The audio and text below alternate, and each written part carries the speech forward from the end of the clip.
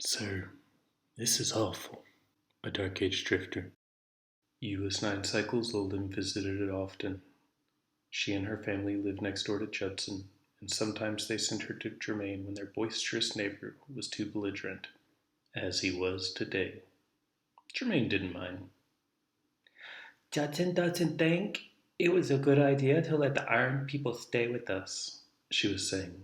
She paced slowly back and forth across the length of the shack, stepping carefully over the card game Germain had laid out on the dirt floor. I know, but Judson says a lot of things, and sometimes you gotta be decisive. And see how much food they gave us? Germain said, placing a card down. A lamp flickered nearby, next to the largest pile of ration boxes the shack had ever held. Judson knows how to use guns. I've seen him. Maybe he can. No, he can't. Those things out there, you can't kill. Get that out of your mind right now. Yu kept pacing, frowning slightly as she considered it. More food is nice, but Judson thinks they're going to get us dead, and I think he might run away, she said. He laid another card down. Appreciate what you get. Your parents were skipping dinner so you could have yours. The Risen solved that for us. For a little while, we have to let them stay. She stopped pacing to consider it and looked up at the sheet metal ceiling. I don't want to die. You won't, Germain said. Why don't you go see what your parents are up to? I'm a little beat. Okay, she said, shrugging. She left. Germain opened a small box of water from the pile of rations and poured a tinful.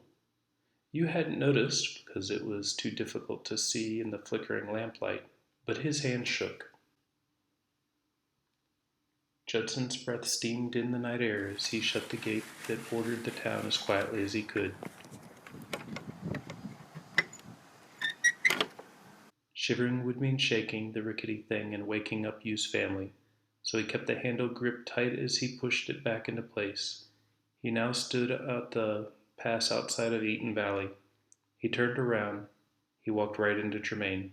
Didn't see you there, brother, Judson growled low, stopping just short of throwing an elbow into his neighbor's throat. He backed up a step. Just one. Where are you running to this late? Germain asked. Brother.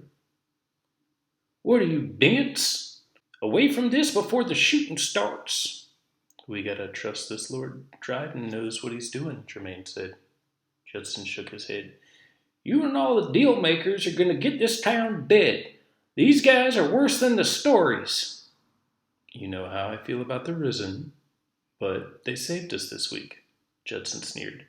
No one believes it's 'cause Risen looks like you and me, but they'll kill you without meaning to, natural as breathing. They can't help it. They're looking to jump one man, just one. We gotta see this through. Even the Risen can contain a fight at that scale. You gonna move, or do I move you? Germain stepped aside. I'm not the law. But where are you gonna go? There's nothing but war land out there, and their prey is coming. I'm a tracker. Kept this town fed for years before you got here. I'll be fine. And other Risen won't care about one man passing through. I've got nothing to hide. Just need to get away. If you all want to play bait for the warring dead, have a nice life. Germain chuckled. What's funny? Judson sneered in that low voice again. I don't know how you do it. I almost admire you. How's that? You've got no fear. Have a nice life, brother. See you when I see you. Germain walked back to the gate.